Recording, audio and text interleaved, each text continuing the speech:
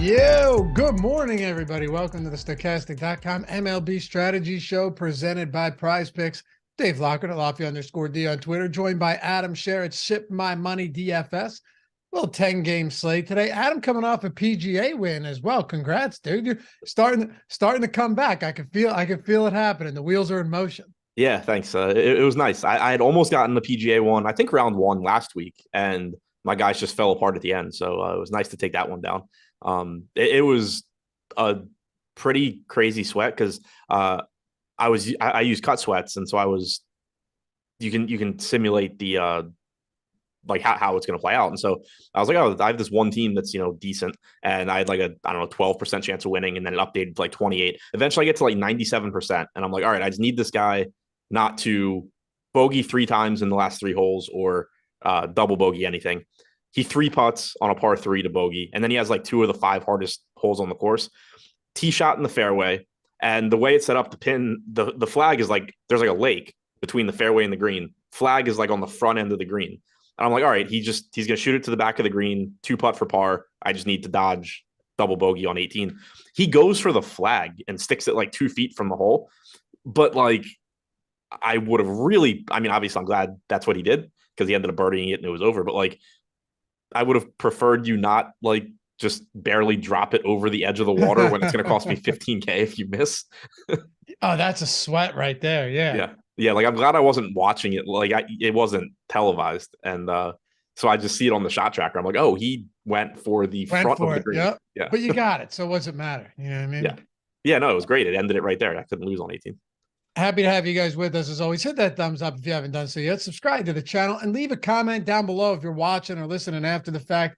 I'm going to upload these to Twitter going forward. For those of you endless scrollers out there, you can just put it in the mini player, whatever it is up top, and do your thing. Look at submarine videos and Ocean Gate, whatever it is that you find fit. But yeah, and if you're listening in podcast form, man, we see you out there. We know you're out there. All of our stuff in podcast form, wherever it is you listen, leave a rating or review, subscribe to the pod. All that stuff goes a long way for us for sure. Yeah, man, Ocean Gate. They are no longer with us, Adam. They're not. I didn't really follow it too much. Like I knew what was happening, but I didn't. I was locked in. I was dialed in. I think most people were. I was just like, yeah, okay, this thing is gone, and that's okay. Like, what drives me up a wall though? And our friend Pete Draft Treat was saying this yesterday, and I the fact that it's like, man, if you're the whole shaming, the shaming people, right? Like moral shaming. Like, well, if you're more worried about billionaires dying than you are with these, these asylum seekers off the coast of Greece capsizing and dying, then you need to reevaluate your life. It's like, dude, no one actually cares about the fact that this is going to sound crass, but you all know I'm right. Morbid curiosity. No one cared about the fact that they were dead in the sense that, like, no, God, we can't lose these billionaires. Please let these billionaires live. It's not that. If this metal tube had it blown up 5 minutes after launching, down to go to the Titanic, and we knew that everyone was gone, it wouldn't have mattered. It's one of those stories where you're like, I wonder where these people are in a tuna can, 13,000 feet underwater, steered by a PS3 controller. Right. And the ridiculous details that started coming out about it. Yes, that's all it was. Right. No, I saw this. I saw multiple people on like Facebook being like, these are real, I also saw people with the refugee thing, but also just saw the people upset that, we're making jokes about it and stuff. And it's just like, it's sad, but also like there's so much ridiculous stuff with it. But then like you were saying, compared to the refugee stuff, it was just it was entertainment. It wasn't like we were like as bad as that sounds, but it was entertainment. It wasn't like anybody's like, oh my God, like these 5 people. Right. Yeah, that's all it was. You're thinking, how the hell did this happen? Why would they paid $250,000? Right. The whole thing was just like bizarre. It was a wild story. And it was a wild story. It was interesting. And I'd say, like, listen, dude, the best way they could have gone was the way that they did. I was glad when I saw that's how it happened. Could you imagine if it was intact at the bottom of the ocean floor, 13,000 feet down, and you're just in pitch darkness with no food, essentially just shitting in your pants at that point, knowing that very soon you're running out of oxygen? It's literal torture. Like it's uncomfortable. It's torture. It's uncomfortable to even think about Yes. being in that situation. Yes, that's why this is an interesting story. Not because people were highly invested in the life of billionaires, which, by the way, the other side of this was insane too, where people are like, the only good billionaire is a dead one. It's like, all right, dude, well, that's odd to think. But anyway, happy you guys are here. Hit that thumbs up. Let's get the 50 out of the gate. Talk a little baseball today. Of course, at the end of the show, we'll go over the pre-contest sim and our brand new MLB lineup simulator, which is an awesome tool. And we'll look at what we've got going on. But the best part, man, Adam, only 10 games today. That's perfect for a Friday slate. Yeah, and we got a nice little 4-game turbo slate too. Low stakes tournament on DraftKings, $5 entry, $50K at first. I hate it, but low entry fee is nice. Yeah, exactly. Steven said the fact that people were entertained by it is troubling enough. No, it's not. It's nobody was entertained by the fact that the people were dead / they weren't rooting for their dead. Right. Yeah. They wanted to know what happened. It's the same. It's the same thing with, like, remember the trapped soccer players like in the cave or something? No. You don't? They made a movie. I remember miners. There was the miners, but I'm pretty sure. Or like, remember the massive explosion in Beirut? Yeah, that was one. But for sure, you were watching those videos, right? Because it was insane. Right. And in this case, it's not like nobody's entertained by the death part of it. They're entertained by the fact that like every 30 minutes, some new absurd part of this is coming out, whether it's a PS3 controller or the company firing somebody for saying, hey, this thing isn't safe and it's going to blow up. Like it was that kind of stuff. And then you had the one dude's son running around trying to get with OnlyFans models while going to Blink-182 concerts. Stepson, let's be fair. Yeah, true. But I don't have much room to speak because I watched the man get eaten by a tiger shark like 15 times in a row. So yeah, I still haven't watched that. Maybe I'm not the person to claim moral superiority here. But anyway, we got 10 games to talk about. I have seen some of the other videos you sent me. Yeah, well. That's why I stopped clicking on links that you sent. Oh, Bud Dwyer? Yeah, no, I didn't watch that one either. I was thinking about I was thinking about the Pennsylvania one. The what? The Pennsylvania neighbors that just got shot. Oh, the one in the snowstorm? Yeah. Yeah, that was wild. I sent Jacob Roach, who produced our other show, the guy that made the first like attempted wingsuit back when everything was in black and white, and tried to jump off the Eiffel Tower without testing this thing first. That's just suicide. I know. It's crazy. New York Mets, Philadelphia Phillies, 9.5 run total. Senga and Taijuan Walker here, 2 righties on the mound. Pretty close. Mets are plus, or essentially this is an even matchup, but 9.5 run total here. I actually want to start with Walker for a second because he got off to a brutal start this season. His last couple of appearances, he has looked really good. I mean, he went 8 one-run innings with 8 Ks last game out. That was against Oakland, of course, but then against the Dodgers, 5 scoreless, 5 Ks, and Detroit, yes, good matchups, but 7 scoreless with 2 hits and 8 strikeouts. He has, despite the easy matchups that he's had recently, he's turned some things around lately. Is this the matchup though, where we say, you know what, probably want to pump the brakes a little bit?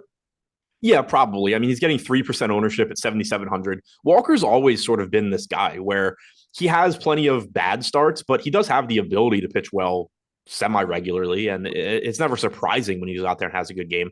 Not a great matchup here, though. You have a Met squad that doesn't strike out a lot. They're slightly above league average in terms of production against right-handed pitching, and his price tags come up a bit. So doesn't seem like a slate where I really need to get to him. But yeah, and I don't necessarily think anything's different with him over the last few starts. He's always been somebody that is capable of doing that at times. What about Senga on the other side? Yeah, I mean, great strikeout stuff here. It's just a matter of, can he keep the walks under control? Philadelphia's active roster against right-handed pitching this season, 23.5% strikeout percentage, 102 WRC plus. Senga is second in top 2 pitcher percentage at 19%.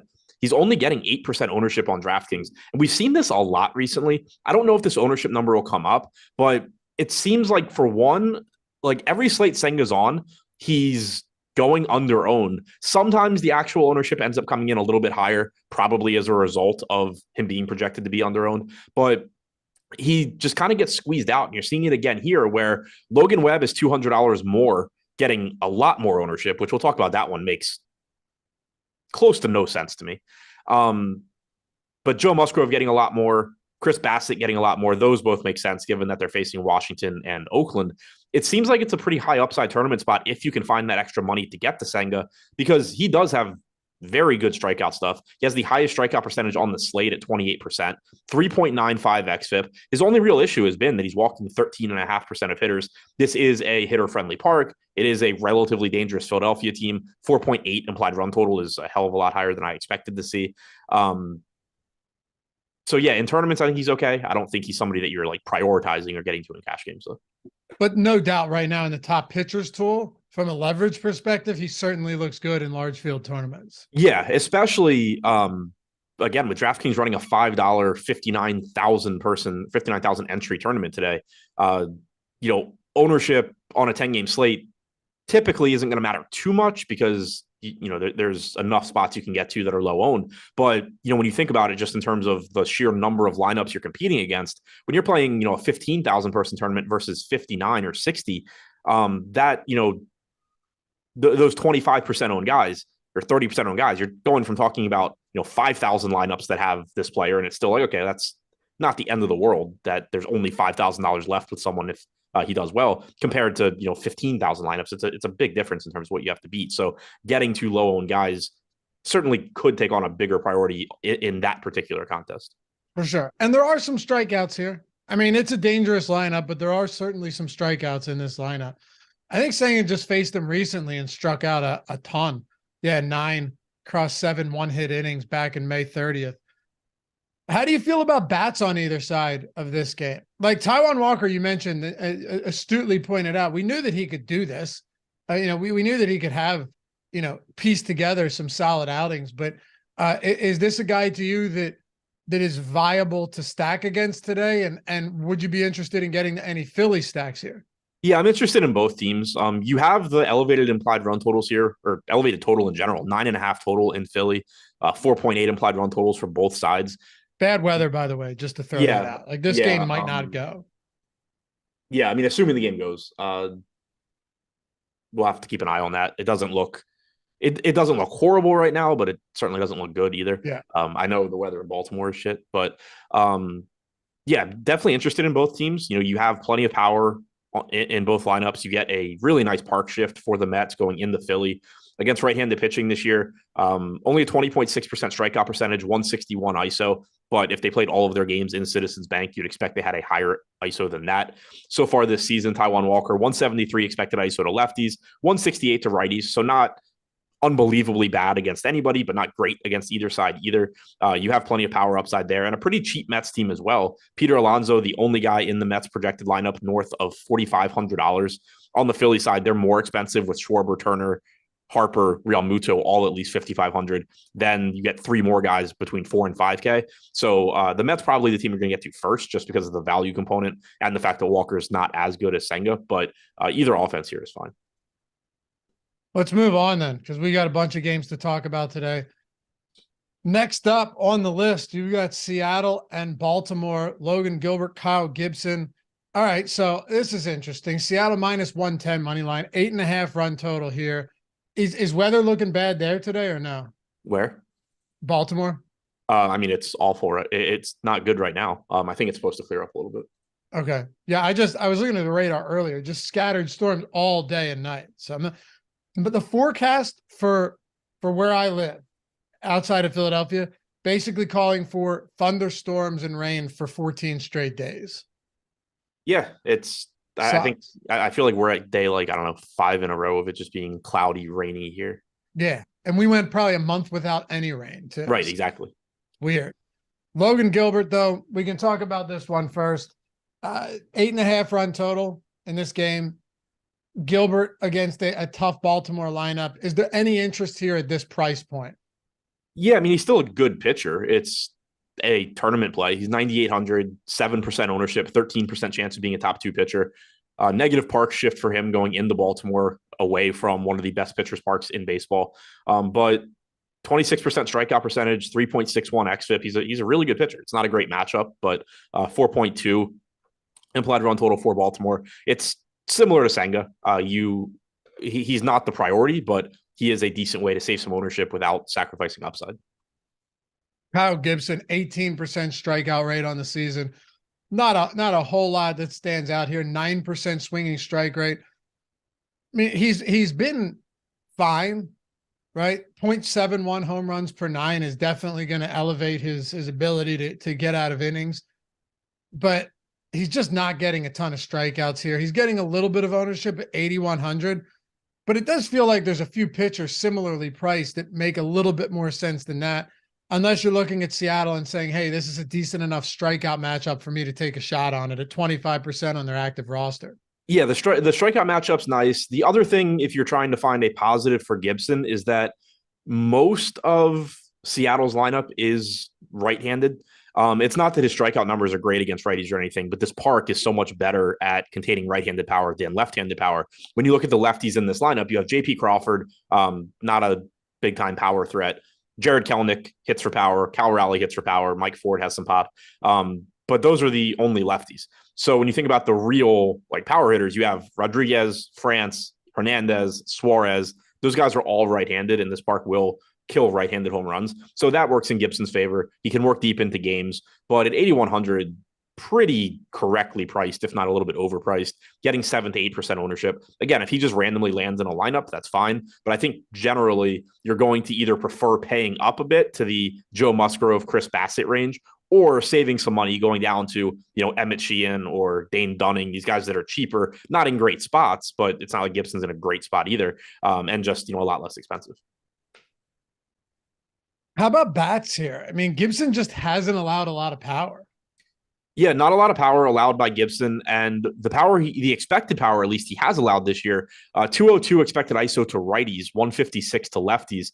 Like I was just saying, not to say that Rodriguez, Suarez, whoever can't hit home runs in this park, but it's a lot harder for them than it is for guys like Kelenic and Cal Raleigh. So it doesn't look like a great spot for Seattle. I still don't mind, in particular, Cal Raleigh and Jared Kelenic one-offs. Obviously, Julio Rodriguez one-offs are good as well. But Gibson has been solid enough at limiting left-handed power. He's thrown his changeup 28% of the time to lefties with an expected ISO below 100. His next most utilized pitch to lefties is his cutter. Also has an expected ISO below 100. Everything else, then his fastball and a sinker get hit hard. But those are the third and fourth most frequent pitches that he uses. So he does have the stuff to keep lefties in check. 319 expected WOBA. Nothing really stands out there. On the other side, Logan Gilbert's allowed a 168 expected ISO to lefties, 173 to righties. So again, you can get some power against him, but overall, he's a good pitcher.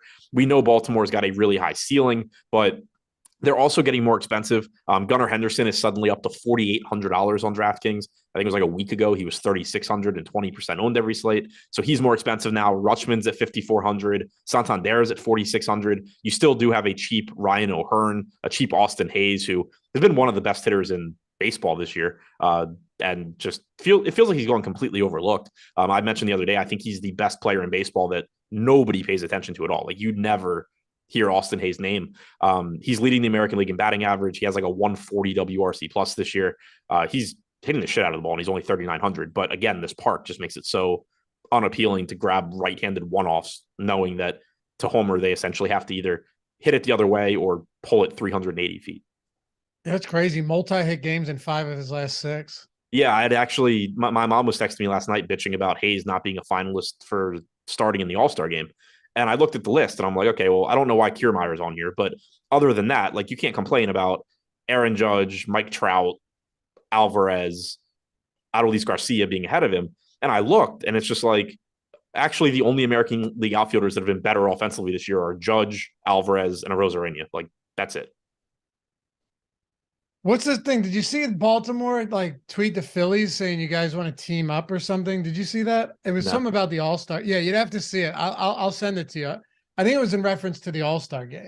Maybe to voting, like since we Well, all I think, yeah, but yeah, I'm like not. we live in I mean it would make more sense to do it with the Nats, but the organizations have issues there, I guess. So Phillies are next up. And it might just be someone that, like Philly's trying to get in and Baltimore's trying to get in. So they, Right. Well, that's like Kevin Kiermaier is a finalist to start because he has an entire country voting for him. Yeah. Right. All right. Let's keep it moving here then. We got the Texas Rangers, New York Yankees. So it's Clark Schmidt today, right? Because it was originally Severino was originally expected to. It looked like, I mean, this was, I think, his spot in the rotation, but now it's Clark Schmidt. Severino has just been terrible. Dane Dunning on the other side. So, 8.5 run total here. Texas minus 110. I guess we can just dive straight into it with the Dane Dunning play here. He's getting 12.9% ownership. We have him as 7% top two probability today. Obviously solid value, 5,700. But against this Yankees team at Yankee Stadium, right-handed pitcher. What do you make of this ownership right now? So one thing to keep in mind here too is that the way he's projected. Oh, actually, never mind. We do have a line. So take that back. It's just a value play. We didn't have one earlier because we weren't sure if it was Severino or Schmidt. Yeah. Where I was looking still didn't have one, but I looked somewhere else and there is. If you get to him, it's purely a value play. He's not a very good pitcher. He's striking out about 15% of hitters as a starter this year, 4.73 xFIP, but he's $5,700. So if you want to just punt the position, he's facing a relatively weak Yankees team. Not to say that they can't hit at all. They do still have some quality hitters in this lineup, but no Aaron Judge obviously weakens the lineup a lot. Willie Calhoun's out now as well. You have Torres, Rizzo, Stanton. Other than that, Bowers has shown some power recently, but other than that, there's nobody you're particularly concerned about in this lineup. Their active roster right now against right-handed pitching has an 85 WRC plus with a 22.3% strikeout percentage. So it's purely just like, hey, the mid-range on pitching isn't very good today. Let's just save salary. There's not a huge difference between Kyle Gibson at 8,100 and Dane Dunning at 5,700. Is Gibson better? Yes, but not by that much salary. So I think that's the logic for getting to some Dunning, but also I would rather not. So it's just sort of, if you're paying up, you need the value pitcher in this lineup. Fine, he's underpriced, but this isn't one of those $5,700 guys where you're going into the slate saying, wow, I can't believe he's that cheap. I'm going to just jam him in. This is a great play. It's more of just like, if it's necessary in that lineup, then just do it and probably don't watch the game. That was every time I rostered Francisco Liriano, I just could not watch you remember that? Yep. Because you could know in the first inning if he was going to destroy your night or if you were going to win because of Francisco Liriano. Like, that's just the way he was. Yeah, he's going to strike out 10 guys or he's not going to make it out of the third inning. Yep. Anyway, Clark Schmidt. I'm seeing Schmidt, right? Are you too? Yes. Okay. Yeah. Seeing Clark Schmidt. I mean, we haven't updated the top pitcher tool for that yet because it literally just happened right before the show. But 71 and 2/3 innings pitched this season, 23% strikeout rate, giving up moderate power, 1.38 home runs per 9, 409 xFIP. So, I mean, he's been okay, but this is not exactly the most appealing matchup going up against Texas in this park. I mean, I think there's probably a decent amount of red flags in a spot like this for a guy who has a decent strikeout rate, but not something that's going to blow you away either. But he is 7,200. Here's another mid-range guy worth talking about. Any interest at all here? Not a lot, just because we do have other similarly priced guys on this slate. Right now, we do not have him in the top pitchers tool, but thank you for repeating what I said. Yeah, definitely. I'm not the only one, fellas. Not just me. Yeah, so I don't think I'll get there much. Like, the strikeout upside is there, but it's such a tough spot against Texas in New York. Like, I would just rather, if I'm going to go to a tough matchup, like, just save a little bit more money, go down to Sheehan against Houston. You can go down to Dunning on the other side of this game. So I have had an issue lately getting a lot of Clark Schmidt. An issue as far as I've been doing it. I don't necessarily want to, but this is a spot where I don't think it's really going to show up. Hey, could be Travis with a $69 super chat, Adam. How about that? Nice. Thanks, man. He said, shout out to the team, Mr. Cassie. You guys made me lots of funds over the past couple of weeks, spreading the Good Friday mojo. Hashtag not a poor. Thanks, Congrats. man. You appreciate you. I know he's been using the Sims tool. I know he had a big win with the Sims tool the other day. So congrats, dude. And thanks for the super chat. Any bats you want to look at in either side of this one? I think it would have been a lot more interesting too if Severino was pitching. He had just been crushed by the long ball this year. Yeah, he had. And Schmidt gives up some power as well. 180 expected ISO to lefties, 159 to righties. Yeah, I mean, he certainly does. Does that interest you in Texas today? Yeah, especially, and again, this is likely to change because it looks like we have Severino projected, but we have Texas getting 2.5% aggregate ownership, and they are expensive. You know, Semien and Seager both north of 6K, Garcia 5,500, everybody else down through the 7 spot, at least 4K. They're expensive. They're tough to get to, but if you can get there, I mean, you're getting this team in Yankee Stadium, 4th best park for right-handed home runs over the last 3 seasons, 3rd best park for left-handed home runs. You have, Seager and Lowe in particular from the left side, Jonah Heim as well, Semien, Garcia, Young, Garver. Don't sleep on Ezekiel Duran. He has been shockingly good this year.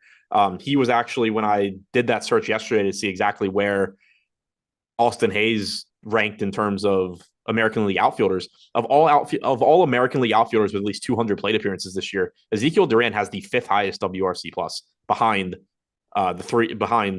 Alvarez, Judge, Arozarena, and Hayes. Again, not that that's likely to continue, but he's been hitting the shit out of the ball this year. He's still cheap. So no shortage of upside in the Rangers lineup here. Good park. Definitely like getting to them if you can. Andrew Merrick with a super chat. Here's a good question for you, Adam. And thanks, Andrew. In a 20 entry max as opposed to 150 entry max, how much do you cut down your player pool? I don't pay attention to my player pool. Whatever shows up in my top 20 lineups is what I play. You just take it no matter what. Yeah. I mean, what if it was like 20 Angel stacks today? Let's just say that happened. Right. So like for me personally, I would be playing 20 Angel stacks, but that's a spot where like you can obviously risk management comes in. And if you want to say like, I'm not playing more than 20% of any stack, then, just start going to the next team down the list. But like, there's not a number in my player pool where I'm saying, well, I don't, in 150 max, I'm playing 80 guys, but in 20 max, I'm playing 40. Like it's just however it works out for me. So just go to the next highest team down the list in the event that you don't want 100%. Right. Like for me, for me, like using the Sims tool, the way I would do it is, I would select my top 20 teams by ROI or win percentage or however you're doing it. And then if I'm like, oh, I have 20 Angel stacks, I would, and I only want, 5, I would just go uncheck the bottom 15 and then check the next 15 teams that aren't Angel stacks. But still within those lineups, whatever exposures I get are what I'm playing. And you know what, too? You can do that with the lineup generator as well. Like you can discard the ones you don't want, keep the ones you want, and then end up with a nice balance, but also know that you're still getting top projected lineups. Right, exactly. Yeah, you can do it there as well. You see the exposures at the end. And this goes for individual player exposure too. I had talked about it in a Sims video the other day where Kopech was showing up like 70% of the time against Texas. And I was like, I don't actually want 70% Kopech. So just uncheck the bottom lineups and find the next best that don't have him. Same thing with the lineup generator. You can do it there with the player exposures, but I'm not doing anything player pool specifically. I don't care how many players I have. And by the way, lineup generator, $4.48 for your first week. Shout out to the boys who had themselves a night the other night using the lineup generator. I mean, talking big. Lyle Peel took down the line. He said, took this down with the lineup generator. First takedown, $10,000 in the mighty micro mini max, 10K in the mini max using the line. I told you guys, you're playing a quarter. What's that? I didn't even know you could make 10K in that. That's what I'm saying. But like, okay, so he paid $4.48 for it. Might have played, who knows, even if he maxed this out, is the micro mini max? I'm assuming that's like a 25 cent or something. I don't know. Either way, we know it's lower stakes. $10,000, $4.48 for your first week. It's why I always stress that, like, hey, if you want to check it out, even if you're only playing a couple bucks a day, look at a position you're putting yourself in. like, let's just say you used it for a week and you don't like it, you're down less than 450. Or, I'm not saying everyone's going to go in the mighty micro mini max and win 10K, or you win 200. You know what I mean? You win 200 playing $3 a day or something like that. And what a difference it makes to be able to go, all right, it's less than 450. I'll check it out. Links in the description in the chat, by the way. And then you had Ryan Carter. He had talked about it in Discord. He used a lineup generator for all of his exposures. $50,000 in a single entry, took down the relay throw, single bullet. Congrats to these guys, man. I just love to see the tools working for him, especially something like the lineup generator. If you're wondering what it is, it's a lineup generator that it's like the Sims Lite in the sense that we're simming everything behind the scenes and then discarding all of the bad lineups and giving you all the ones that project at the top as optimal projection goes. You can see where they are in optimal projection. You can see how chalky or how contrarian each lineup is. You can save them as many as you want. You can discard the certain ones you don't like, upload them to CSV after you've saved them. You can lock players. You can swap players. You can do all of that stuff. So it's essentially, if you don't have a ton of time in the day, or even if you do and you want to play around with it, or you're working with a large bankroll or a smaller bankroll, really doesn't matter. It's just, we built this for everybody, whether you have time or don't, and it's less than 450 for your first week. So definitely check it out. Less than 450, link in the description and in the chat. And if you love it, you stick around. Who knows? Maybe you have a monster win in your first week and you go, damn, I should have done this sooner.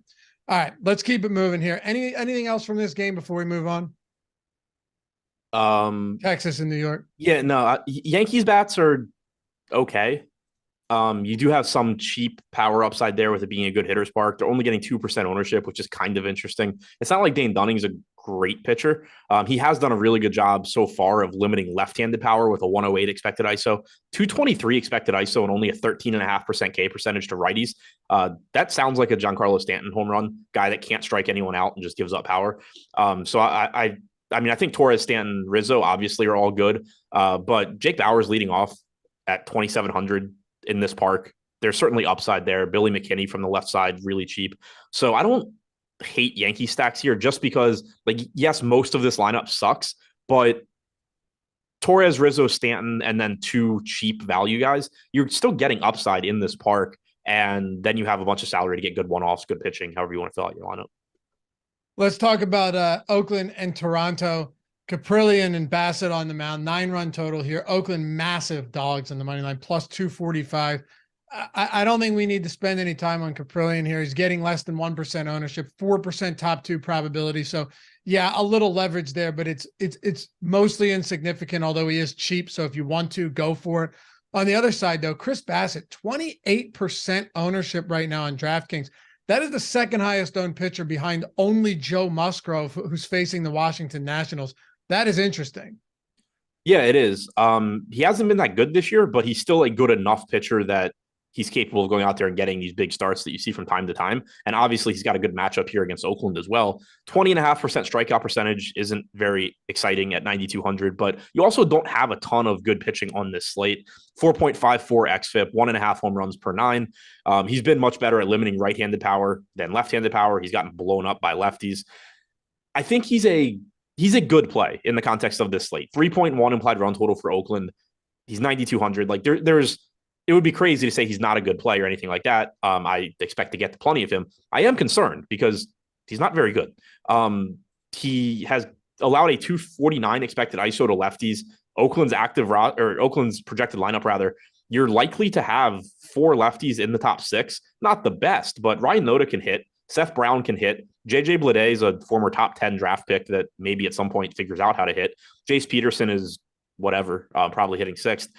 It's not like it's a good matchup, but this is a big park upgrade for Oakland. They do have some left-handed power. I'm sure I'm going to be playing some Bassett, but I don't mind using those Oakland guys as like one-offs or mini stacks here and there either. Okay.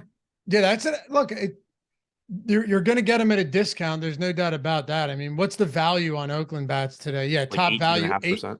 Yeah. 18. No other team is in double digits. So there's that. I mean, also they're massive dogs with a 3.8 run total, but still, right. To make your point. Yeah, I mean, they're 6th in stack score. Again, that's the metric that combines top stack percentage and top value. they're sixth. They have a 2% chance of being the top scoring stack. But if you go to these guys either as a 5-man and they just, throw 6 runs up there and you just have the best pitching and one-offs around them, or the way that I would probably prefer to do it, just stack a good offense and mix in Ryan Noda, Seth Brown, Ryan Noda, JJ Bleday, stuff like that, and just hope you get a couple home runs off Bassett. I think it's actually a pretty solid approach. For sure. And if you're wondering, guys, the top pitcher tool, top stacks tool, all the ownership and leverage and stack score we reference, I said the lineup generator's 50% off for the first week. So are all of our tools. So a week or a month for one sport or any sport, it's all of it is off. And the lineup generator is included in that if you were to go with Stochastic plus Platinum. So if you wanted to pony up and go, you know what, I want all of these tools instead of just the lineup generator, link down there, 50% off weekly and monthly, just so you're clear, it's not just 50% off the lineup generator. And you can always somebody's mentioned it in chat, and I thought he was exaggerating, but mentioned that Estuary Ruiz seems to always go overlooked. And yeah, he's not somebody you're going to mention when you're talking about guys that have significant home run upside. He's stolen 39 bases this year. That's insane. I knew I obviously know he steals a lot. I hadn't actually looked at what the number was. I was not expecting to see the number 39. Wow. So what's he pacing? I don't know how many games into the season they are. Yeah. So he's played 75 games. I don't know how many Oakland's played. Let's call it 80. So basically halfway through the season. So 80-ish. That's nuts. Yeah. Yeah, I for sure. I know he steals a lot of bases. I play Oakland more than I should. So I see him stealing bases all the time, but I still just expected to look and see 20. Just to wrap this game up, Toronto bats 13% ownership behind only LA Angels, who are at cores, of course, but in the top stacks tool, Toronto, it's a negative leverage score, which is crazy given that the Angels have a positive leverage score despite being 70% owned. But at the same time, second highest top stack probability going to Toronto against Caprillion and a bad Oakland bullpen today. I love the Blue Jays here. Huge park downgrade for Caprillion. Right-handed home run park factor over the last 3 seasons. Oakland Coliseum is third from the bottom. Rogers Center third from the top. You have tons of right-handed power in this lineup. Caprillion has held righties to a 152 expected ISO this year. That's decent. Lefties at 209. You do have most likely Brandon Belt, Dalton Varsho from the left side here, but such a good park for home runs, for power. Springer, Bichette, Belt, Guerrero, Chapman, Varsho, Merrifield, Jansen. This whole lineup can do damage. And you get some value here as well. Springer's expensive, Bichette, Guerrero, Chapman, all 5K or more. But you do have a $2,500 Brandon Belt with MPE probably hitting in the middle of the order. Varsho's only 4K. Merrifield's less than 4K. Jansen's cheap. Kiermaier's cheap. You can make some inexpensive Toronto stacks if you need to. And then, if you're willing to pay down for pitching, or this is a perfect team to pair with those Oakland mini stacks, they'll allow you to get those more expensive guys. So Toronto looks great. From an individual ownership standpoint on Toronto, ownership's pretty heavy across the board. 20% coming in the Belt. Merrifield's the next highest at 13, but then everybody except Kiermaier is between 18 and 13%. So it's not crazy high ownership, but for a 10-game slate, it is certainly there. All right, let's move on to the next one. Wade Miley, Shane Bieber, Milwaukee at Cleveland here, 8-run total. Cleveland favorite at home. Bieber has a good matchup. There's no denying that. Milwaukee, 93 WRC plus versus righties this year, 23.5% strikeout rate, which I think is eighth, 23.9 on the active roster, 8th highest in the league. But Bieber's strikeout stuff just very simply has not been there. And I know he has a couple games where he's racked up a decent amount of strikeouts, but he has had, that's few and far between here. You're talking about a 17.5% strikeout rate for Bieber this season. He's done a good job of limiting runs for the most part. 419 xFIP, but dude, 1.04 home runs per 9, which is perfectly fine, right around league average. The strikeouts just haven't been there though. So it's basically good matchup, but also a guy who hasn't been able to find those swings and misses. So what do you do with him? Yeah, on this slate, he's still good enough to be a pretty appealing option. He's getting 19% ownership. That's a bit less than Bassett. He's a little bit behind Bassett in terms of top 2 pitcher percentage as well at 15%. But it's just a similar play to Bassett. Bassett's had better strikeout stuff this year. Like you said, Bieber 17.5% K percentage. Bieber with a little bit better xFIP. There are strikeouts in the Brewers lineup. There's also some power, but it's just you don't have those legit aces on this slate. You don't have a bunch of good pitching and good matchups. So you kind of just have to take what's available. And it makes Bieber look perfectly fine. You're not going to have a ton of confidence. You're not really excited about paying $9,400 for a 17.5% K rate, but kind of what this slate's giving you, where not only is there not a lot of good pitching, but a lot of these other guys are a lot of the kind of interesting pitchers that you would normally go to on a slate like this are priced up, like Gibson, like Bayo. It's not even like you have that, like 7K range. So I understand why Bieber's getting the ownership, and hopefully the strikeouts show up tonight. Well, I have a 3-unit play on the under for strikeouts for Shane Bieber. What's the line? Well, I got it at 6.5. It has since moved to 5.5 everywhere else. So that's good. Yeah. Look, if you're getting closing line value, you just chalk it up as a win regardless, So that is how it is. Actually, Greg dropped that same bet into our chalkboard channel too earlier today. I dropped a tennis bet in there last night. Bro, I'm going to just turn our chalkboard channel into tennis only, because tennis on the odd shopper tool, it's just been unreal lately. Every time we drop tennis bets in the chalkboard, they're just printing. Famous last words, right? But yeah, tennis has been awesome. Chalkboard channel's free too. Links in the description. If you're not there yet, we got 2,300 plus people hanging out with us every day, sweating bets. Everything's free. All the picks, the app, it'll always be free. And you make some friends along the way. So come join us in Chalkboard. It's a lot of fun. I mean, dude, we were sweating bets at 8 a.m. for tennis. You don't even have to know it. Just Is this supposed to be a selling point? Like, I would rather be asleep. Oh, dude, I was up at 6:30. So yeah, that's a selling. You do realize it's, by the way, my comment about you was hilarious in the channel the other day, where like you had done something well. Oh yeah, I saw that. Yeah, I was mean, actually awake for it, but yeah, I saw it. Yeah, I think it was like 9 o'clock, and I was like, man, Adam's gonna be so stoked to see this when he wakes up in a few hours. It's like 9:30 a.m. But yeah, come join us in Chalkboard, man. It's a lot of fun. Unless you're Adam and don't want to wake up. All right. Wade Miley, bats here. What do you want to do? Yeah, I mean, Miley's just another middle of the road pitcher. Guardians, obviously not a very appealing offense. 4.4 implied run total. In the top stack stool, we have them 7th in stack score, 3% chance of being the top stack, 8% chance of being top value. They're just a middle of the road stack here. Jose Ramirez, obviously, always happy to get to him. Ahmed Rosario is a cheap shortstop option. Josh Bell will be hitting from the right side. He's cheap, but not a great park for power. Not a team that's very good at hitting. Miley has allowed a 224 expected ISO to righties this year. That's unusual for him. Normally, he's pretty good at keeping the ball on the ground, limiting power. Maybe it turns around, maybe it doesn't. But I don't mind the middle of the order for Cleveland, but probably not a team I'm going to want to get to a lot. Okay. Next up, you got Boston and the White Sox. Brian Bello and Lucas Giolito, 8.5 run total. Boston minus 115 in Chicago. Any interest here on either of these sides, where you have Giolito right now, 15% ownership, 15% top stack probability. So, that seems to check out. Same thing with Bello too, 12% ownership, 12% top stack probability. Not seeing a huge discrepancy in either of those numbers going into tonight. Yeah, just two more decent arms that are at price points that are a little bit higher than I'd really like, but Giolito is competent. 24.5% strikeout percentage is one of the highest on the slate. 4.45 xFIP isn't great. Matchup's not very good against Boston, but they still only have a 4.1 implied run total. So again, when you're comparing Giolito to like Chris Bassett and Shane Bieber, it's not like you have guys in this range where you're like, oh, well, I don't know how I can play Giolito over them. Everybody in this range is kind of just not that exciting. It is making me, as we talk through the slate more, I am getting a little bit more interested in Logan Gilbert in that price range, just not getting as much ownership as, Bieber or Giolito. But that aside, perfectly fine getting to Giolito. And then with Bayo, there is some sticker shock on an $8,400 price tag. He's never been this expensive. The last time he was on a slate, it looks like he was 7K.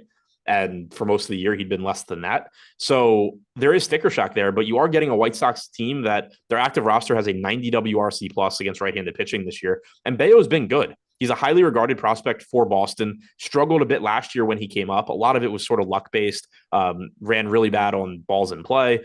Had some control issues, command issues, but he's only walked about 8% of hitters this year, striking out 22%, 3.8 xFIP. When the ball does get put in play, typically it's on the ground, 3.9 implied run total for the White Sox. I actually like Bayo quite a bit here when you consider that there are still the concerns of he's young, he's relatively inconsistent, or he can be inconsistent at times, but he's got a solid enough matchup. He's good. And people are just paying an extra $1,000 for guys that aren't really any better. Okay. So no bats then on either side of this one that really stand out? If I go to bats, I think I would get to the Boston side first. But I mean, it is a good park, but two solid pitchers. I don't think anything really stands out offensively. It would more so just be like, hey, the Red Sox aren't getting much ownership. Let's take some shots. Giolito, 245 expected ISO to lefties. I mean, Yoshida, Devers look good. Duran in the Ove said lineup generator loves Bayo tonight. Oh, yeah. Good. Hey, what's that? I said, oh, good, because it reinforced what I just said. And then my immediate next thought was, shit, people are going to play Bayo. Yeah, like I was going to say, usually you have the opposite reaction to that. But yeah, curious to see what the lineup generator's pulling up with that. I'm assuming a lot of Angel stacks, probably a lot of Toronto too, but we'll talk about the Angels in Colorado now. Patrick Sandoval, Kyle Freeland, 2 southpaws on the mound, 11.5 run total in this game. Angels minus 165 on the money line. I mean, look, there's not a whole lot to say about this. It's a massive total. It's an Angels team going up against the lefty in Coors Field. There's a lot to like. And plus, Freeland is actually allowing, for a guy that, a lot of times they bring these guys on to be ground ball pitchers, 42% ground ball rate this year. It's kind of whatever. I don't know, man. You're talking about a brutal matchup for him against this Angels team. They have a sky high implied total. Yeah, against righties at home. Just want to see what this looks like this year for Freeland against righties at home this year. He's actually been better than I thought. Better than I thought. Huh. Either way, massive total for the Angels. How much do you like him today? Yeah, I mean, they look really good. Goes without saying, 6.3 implied run total. Freeland striking out 13% of righties, allowing a 220 expected ISO. He hasn't given up any power to lefties, but with Shohei Ohtani, I could not care less what the opposing pitcher has done. It's still Shohei Ohtani. The pricing on DraftKings is kind of funny. Like, they got really aggressive with Ohtani and Trout, 6,700 and 6,500 respectively. You have a 5K price tag on Drury, but Taylor Ward's still 4,400. Renfroe's 4,500. And then it's like they forgot the bottom of the order is even on the Angels. Kevin Podlow is 2,400, first base, third base. This is somebody that projects to have power. He's in Coors Field. Actually was drafted by the Rockies, so Sean V probably loves him. But, going forward, like Zips projects at 182, ISO, Steamers at 173, Bats at 157. If this guy's in the lineup, that's just a dirt cheap right-handed power option. The rest of the bottom of the order is cheap as well. So you get a really good value team. You get a team very likely to succeed. It's fun and frustrating at the same time because, on the one hand, especially when you're thinking about the larger, the 60,000 person DraftKings tournament, such a high percentage of that field is going to play the Angels that if the Angels fail, you're just kind of walking past 1/3 of the field. But at the same time, they are just so far and away the best team. In stack score, their stack score on DraftKings is more than double the next highest team. 20.5% chance of being the top scoring stack, 10% chance of being the top value stack. They have the best top value percentage of any team other than Oakland, who is just, a completely different category. So it's so hard to get away from them. A lot of times on slates like this, I end up using them as like 2-mans and 3-mans as opposed to full stacks. But either way, just a great spot for the Angels. Hey, what about the Rockies against Sandoval, who does actually 51% ground ball rate, 0.056 x ISO against lefties this year, 0.15 x 150 x ISO against righties this season. Really, power has been something that he has suppressed massively throughout the year. Yeah, the power numbers are good. My concern with someone like Sandoval is that one of the big reasons that Coors Field is such a good hitter's park, it isn't necessarily the home runs, although those are there as well. It's just that the outfield is just massive. So your batting average on balls in play is just going to go up as a pitcher. So he's not missing a lot of bats. And the strikeout numbers for him this year have been really surprising. He's been a better strikeout pitcher in the past.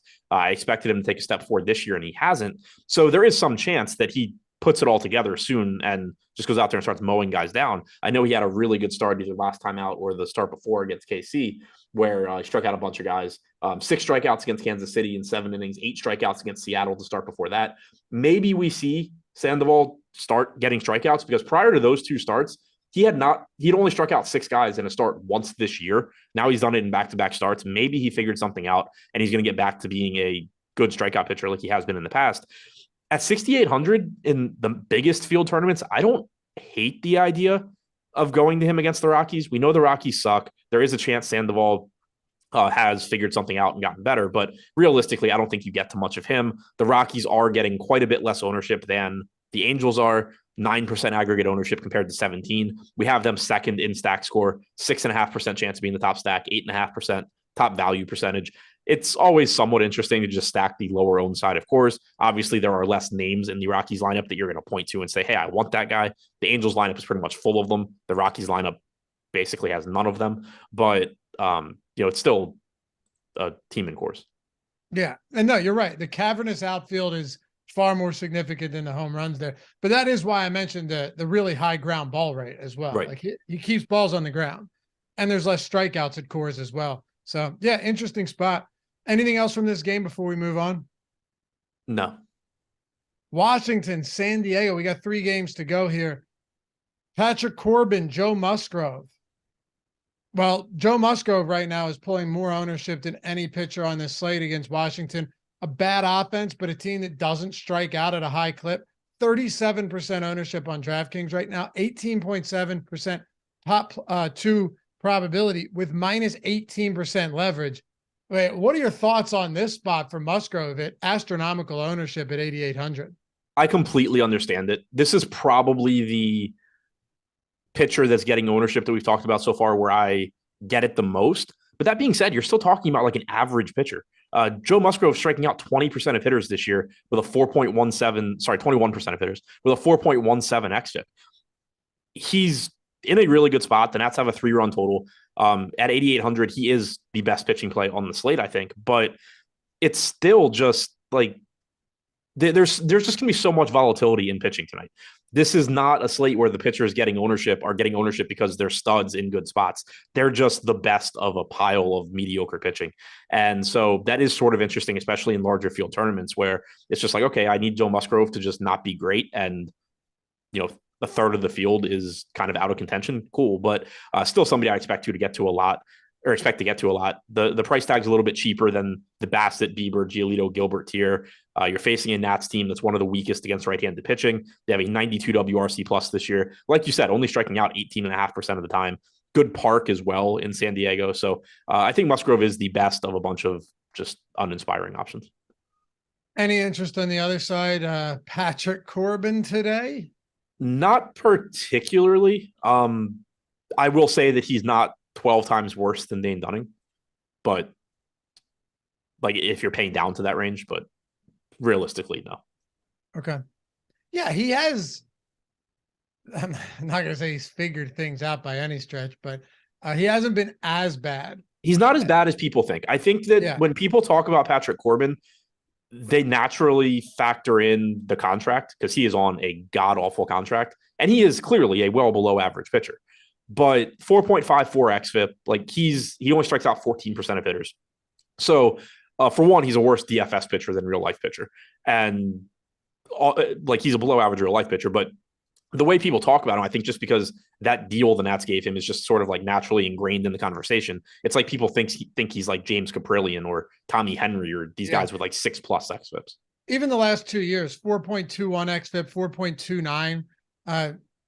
It's fair to say he maybe got a little bit unlucky in those 2 seasons. Yeah. And a fair point from Ken Reddy in chat. The Nats did play yesterday, so they played in DC, they flew to San Diego. It's baked into everything. It's not like you should be downgrading the Nats or upgrading Musgrove, but it is another reason to think the spot looks pretty solid for Musgrove. Sergio, who can help me wager today? All 13 games. Go to our Odds Shopper channel. That's our best sports betting channel. Eric Lindquist puts out a video every day, picks for every MLB game. So you should check that out over on the Odds Shopper channel. Yeah, if you haven't done so. And join our chalkboard. We got bets put in there already for today.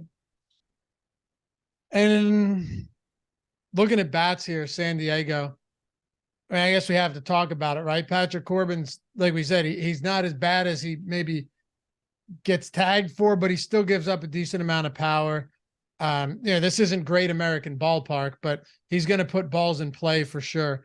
And what are your thoughts on the San Diego Padres today? Currently pulling the third highest top stack probability, significantly behind LA and Toronto, though. Yeah, I mean, it's a decent stack in tournaments because the upside is certainly there. The things working against them, one, Coors Field obviously just changes the entire context of the slate because it gives you such a good offense, particularly in the Angels, but then it also just kind of knocks down ownership on most other teams. But you do have expensive price tags. Padres only about a 1% chance of being the top value stack. You are getting some ownership still, coming in at about 6% aggregate ownership, which is fifth highest on the slate. And the park's not great either, below average for right-handed home runs. All of that being said, though, still a 5.5 implied run total. Fernando Tatis, Manny Machado, Bogarts, Sanchez, Cruz, Kim. You have so much right-handed power in this lineup. The lefties are just good, Soto and Cronenworth in particular. So the Padres do look good here against Corbin. I would like them more if they were playing in DC, but they do still look good. They do still have a 5.5 implied run total. 2 games to go. Make it happen. Then we can take a look at some pre-contest sims. Jordan, you got those ready to go and we do it, right? My man. Nice hat, by the way. You got a new hat? You riding a new Angels hat? Very nice. I dig it. Yeah, I like it. I actually saw the Orioles one being in an ad on social media the other day, and I was like, oh, maybe I'll buy that and have an 18th Orioles hat. Jordan, why don't you let everyone see your hat? You're fine. You're fine. It's a nice hat. It has a pinwheel on top. Hey, Prize Picks, sponsor of the strategy show. You guys know the drill, man. You're getting the $100 first match deposit bonus up to $100. So let's say you were going to put $100 into Prize Picks and you were going to play five pick flex plays for $20, right? Now you can play 10 of them because they're doubling your deposit bonus up to $100. Even if you were putting 20 in and you wanted to say, play 4 lineups at $5, just picking overs or unders on any props, throwing them into a card. If you hit 5, you 10x. Unlike traditional sports books, if you hit 4, you're still 2xing. You even make money back on 3 of 5. So that's an awesome, hell, you want to go 6 plays, you 25x, especially in non-legal sports betting states. There's no better place to do it than Prize Picks right now. But yeah, you deposit 20, use the link in the description and in chat. Now you got 40. So you can throw, instead of just being able to throw 4 lineups in at $5 a piece, now you have 8. Think of it that way. You're getting free money on top of it, but I'm burying the lead. You could get that pretty much anywhere. If you do it through us using the link in the description or in chat so we can find you, you're getting a free month of Stochastic Plus Platinum as well. $100 value. So remember earlier when I was like, yo, you get 50% off the lineup generator or all of our tools. In this case, you just deposit on Prize Picks. You can get everything off everything, 100% off everything. We do this because we expect you. We think you guys are going to win. We think you're going to love the tools. You're going to win and you're going to want to stick around. And if not, that's fine. We'll gladly refund your poor experience of $0. You're talking MLB, PGA, NASCAR, tennis, everything right now. It might seem like it's the dog days of summer with no football and no basketball, but a ton of sports going on right now. UFC, PGA, NASCAR, like I said, MLB in full swing, all of our tools across the board, premium Discord included, the lineup generators for baseball and tennis, $120 value, everything. You sign up and deposit at Prize Picks, and you're getting 100% first match deposit bonus up to $100. Oh, not to mention tools that can actually help you win on Prize Picks. Josh puts out free stuff on OddsShopper every day as well. He's had 2 straight 4-0 days. So 2 straight big days from Josh. Should tail him on these, but check it out. Link in description and in chat. Best promo we've got running right now for sure when you factor in that $120 free month of Stochastic Plus Platinum. Come join the family, baby. All right, Houston and the Dodgers. JP France, Emmett Sheehan. Yo, I went back and watched every pitch from him from that start because I'm like, this guy's never pitched above AA. Sheehan hasn't, yeah. Yeah. He got so lucky, dude. So lucky in that start. I mean, I'm telling you right now, he went 6 no-hit innings. And he was all over the map. Got a lot of really fortunate called strikes. A lot of hard hit balls to the warning track. I'm telling you, like that. It was a respectable, gritty performance from a guy that's never pitched above AA, but he got lucky as shit in that start against the 49ers, against the Giants. His xFIP in that start was 6.4. I didn't even see that, but I tell you right now, it makes a lot of sense. Dude, if you watch this, it went back and it was like an 8-minute video I went and found on YouTube because I wanted to see what this guy was about. I'm looking at him, I'm going, how is he not getting shelled right now? It doesn't mean he's going to get crushed today, but I'm telling you, he was all over the map. A lot of hangers in the middle of the plate they just missed. A lot of crushed balls to the warning track in a deep park. Not great. Yeah, that being said, I'm going to Sheehan today. I figured you were going to say that. I'm just letting you know. Prepare for the worst. I am, but I mean, here's the thing with Sheehan, right? He's 6,500. The Astros are still missing Yordan Alvarez, so it's still not an easy matchup. They still have quality hitters. They're still tough to strike out, particularly towards the top of the order. So the guys that you're seeing the most often are hard to strike out. But he's $6,500. He had a 41% strikeout percentage at AA this year. Not to say that that's remotely going to carry over to the majors, but he does project to be average to above average in terms of strikeout percentage right now, right out of the gate. The bat's at 23%, Zips is at 21, ATC is at 22%, K percentages 4.2 to 4.7 FIP, depending on which one of those models you look at. Now, think about the pitchers on this slate that you're paying $9,500 for. They're all doing the same thing in the majors. Now, yes, they have proven they actually can do that in the majors as opposed to a projection system telling you that they can. But you're getting a $3,000 discount for a talented pitcher. At the very least, this guy's talented. For a talented pitcher, he averaged like 96 miles an hour on his fastball in his debut. Can it go poorly? Sure. Am I confident it's going to go well? No. But 3.9 implied run total for Houston. It's just, I hate all the pitching on this slate. Why not pay $6,500 for it instead of $9,500? Listen, I hear you, man. I was just throwing it out there. That's all. Oh no, I'm with you. And like, good to know. Like, yeah. I'm not confident in it, but it makes sense. I get what you're saying. And 41% K rate at AA. Does it translate over? I mean, not to 41%, obviously, but can it translate to like 26%? That would be nice. He's cheap. You're right. No Alvarez. But I also think Houston's interesting here. This is a guy that's never pitched above AA. Yeah, and this is where Coors slates kind of screw things up. Like if you didn't have the Coors game, Houston would be a lot more interesting because you'd have more ownership going to the next best teams. Like the Padres would be more popular, the Mets would be more popular.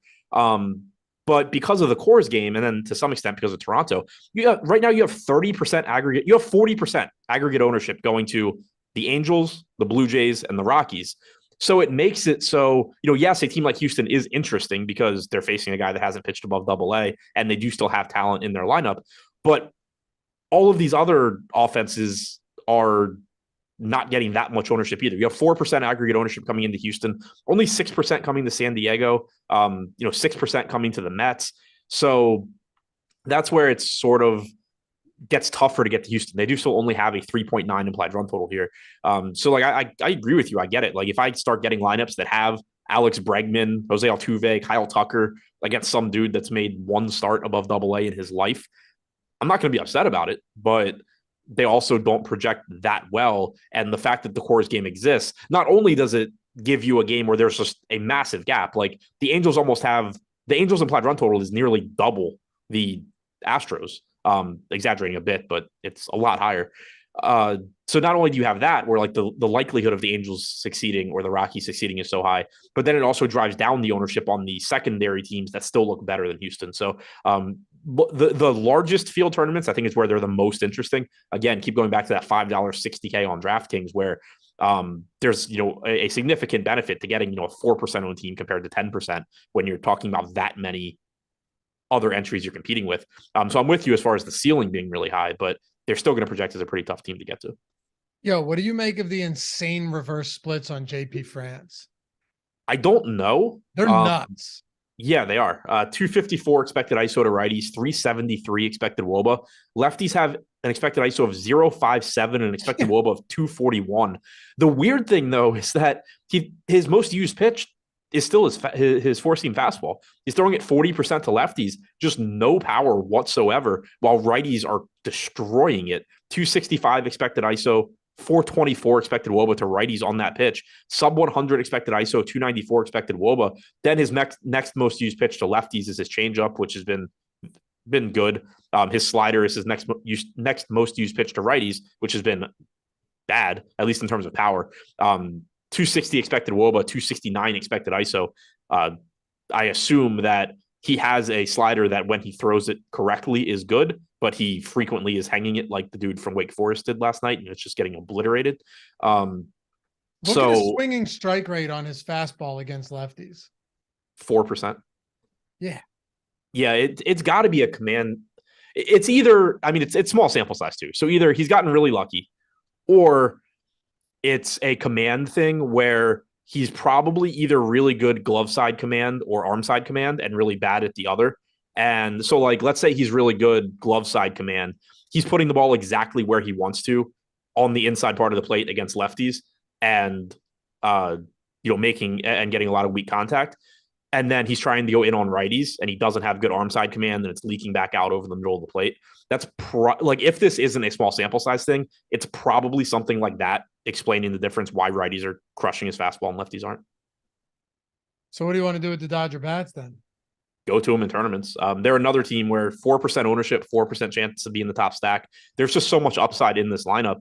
4.6 implied run total. They are pretty expensive at the top, but then you do get Peralta, Vargas, Outman, Rojas, all cheap at the bottom. So they're another team where, if Coors didn't exist, the Rockies or the Dodgers would be a little bit more popular just because of the upside. But because Coors does exist, because you do have the Blue Jays, here you're getting a team that doesn't project as well, but every hitter on this team is projected for 7% ownership or less. And there's still a ton of talent here against a very mediocre pitcher in France. Ready to wrap this one up? Yep. Arizona, San Francisco Giants, Zach Davies, Logan Webb. I'll toss this to you here so we can get into this pre-sim before we go out. Oh, yeah, that was you tossing it to me. So I thought you were going to say something else. No, you're good. You're good. I just saw what time it was, Yeah, this is a really interesting one. 3.4 implied run total for the D-backs is like crazy low. It's a good park for preventing power. Logan Webb is really good. I didn't expect it to be high for Arizona. I'm just a little surprised it's as low as it is. But Webb's coming in with a 24.5% K percentage, sub 5% walk percentage, 3.02 xFIP. Everything combined, he's the best pitcher on the slate. I don't think there's really an argument for anything else. I'm a little surprised at how much ownership he's getting. 25% coming into him at 10-4 as the most expensive pitcher. I mentioned it earlier that Senga is getting a lot less, but you also have less coming into some of these cheaper guys like Bieber, like Gilbert.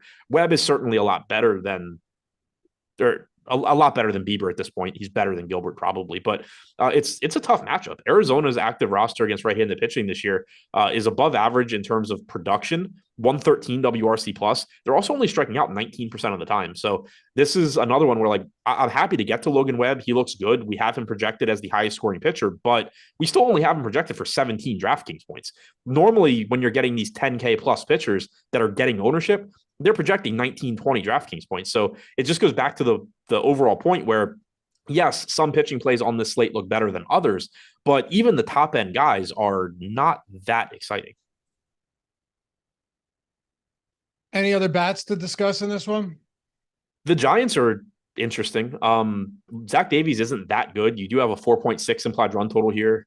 The Giants' active roster against right-handed pitching has a 119 WRC plus and a 189 ISO, despite playing their home games in this park. As a stack, they are getting about 5% aggregate ownership, 4% chance of being the top stack. So another team where I don't mind getting some stacks here. Hopefully we get Lamont Wade back in the lineup today. He had said that he thought he'd be able to play yesterday. He didn't, but that was lefty-lefty. I assume he's back today against Davies, which makes this lineup look a lot better. So yeah, Giants look like a pretty decent stack. Two top pitchers from this team and two top stacks. I mean, I assume right now your two top stacks are just going to be Angels and Toronto, right?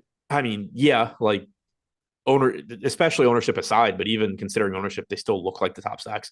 Pitching wise, I think it's Musgrove, and then like everything's so close to me. I think Bayo and Sheehan are the guys I like the most outside of Musgrove. Okay.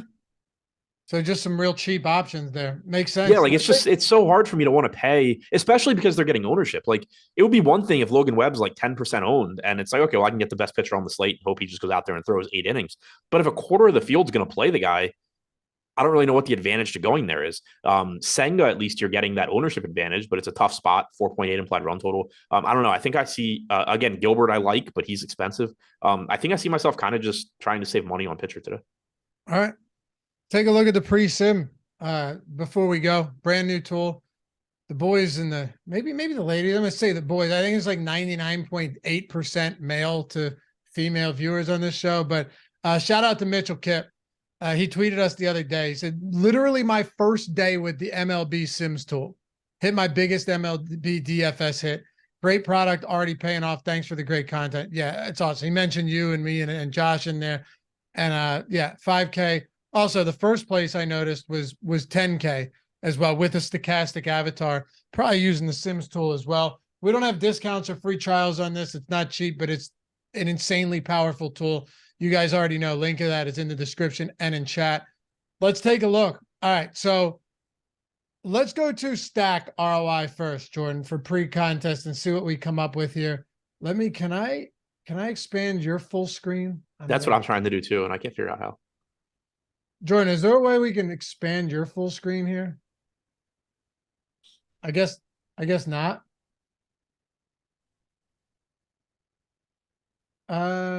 Yep, that worked. Right click it and pin. Oh, nice. Oh, perfect. All right, there we go. So we're seeing what you're seeing up on the screen. Stack ROI. Wow, how about, hold on a second. How does this work then, Adam? If we have a 5 count of 5-man Texas stacks with 54% simulated ROI? I think it's basically saying that, I don't know. Because, so are we getting a lot of Texas? I'm seeing only 5 of the 5-man, right? Is this with like 150 lineups highlighted or what? How many did you crunch?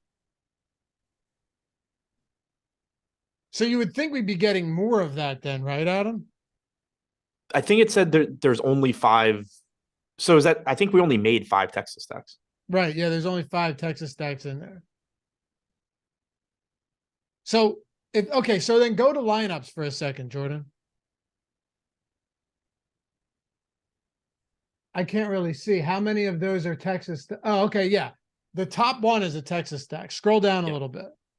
If we're sorting by simmed ROI here, there's another Texas stack. I mean, Adam, you would think that if we only have 5 of them and the ROI is that high, that most of those Texas stacks are going to be at the top, right? Yeah. As far as lineup. Right. They should be. And also, I mean, the other thing is if there's only 5 and you have the first one being Texas, the average ROI for Texas stacks is going to be really high. Right. Go all the way to the top, Jordan. It's a Texas 5-man. Sandoval, Caprillion. That did not help. No, it's you know what? It's actually easier for me to see it on YouTube. Semien, Ohtani, Ruiz, Diaz, one-offs. Okay. All right. And then a Philly 5-man stack. That's interesting too. My guess is just low-owned team today, Adam. That being another one. Dodger 5-man stack, Yankee, Dodgers. If you go back, Jordan, to stack ROI, it looks like we got a lot of Angels, but the simulated ROI on Angels, go to the bottom, is pretty low right now. I think that probably changes once we match ownership with. Right. That's what I'm saying. Like sort by 5-man stack count for a second. The other direction. Yeah. So that's the thing here is, and this is why like for anybody using the Sims tool, getting some sort of decent reflection of the field matters. The Angels are obviously going to be popular, but in this simulation, this is with them with 5-man Angel stacks accounting for like 40% of the field. If the Angels stacks are 40% owned, then yeah, they're a really shitty play. If they're 20%, you cut that stack count down to like 300, then they're going to look a lot better. So that's the thing to keep in mind is you don't necessarily have to. Not everything has to be perfect, but you do want to pay attention. And I talk about this a lot in my Sims videos too. Just kind of having checks in place to like make sure that you're not getting really wonky results where that are based on the lineups you put in. But yeah, if you're going to have 40% of the field be 5-man Angel stacks, it's going to be they're going to have a low ROI in the sim because even though the Angels are going to do well really often, the individual lineups just aren't going to win that frequently because they're going to be competing with so many other Angels lineups. So for anyone, let's close it with this. For anyone that's using this tool, and I know you put this video out every day on YouTube. You also throw it up on Twitter as well. We're going to be throwing all our videos on Twitter for those of you guys that hang out there quite often. What's